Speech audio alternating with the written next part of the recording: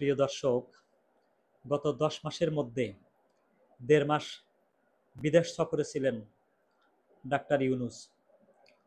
রাষ্ট্রীয় খরচে ১১টি দেশে রাজকীয় সফরে গিয়েছেন ডাক্তার ইউনূস ও তার সাঙ্গপাঙ্গরা।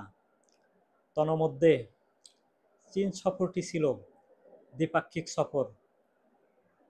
বাদবাকি সবগুলো সফরই বাংলাদেশ সরকারের পক্ষ থেকে অতি উৎসাহে আয়োজন করা হয়েছে।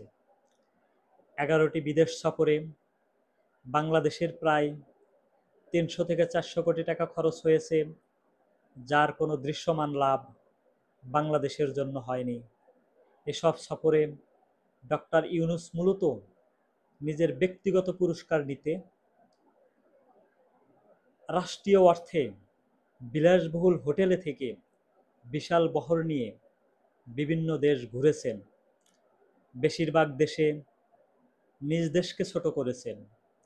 কোথাও আমাদের পতাকা ছিল না, কোথাও আমাদের দেশের রাষ্ট্রপ্রধানকে স্বাগত জানাতে আসেনি, কোথাও সাক্ষাতের শিডিউল পায়নি। সব মিলিয়ে জনগণের টাকায় স্বইচ্ছায় নিজ দেশকে ছোট করা ছাড়া এসব সফর থেকে বাহ্যিক কোনো অর্জন নেই। এভাবেই চলছে আমাদের সোনার বাংলাদেশ।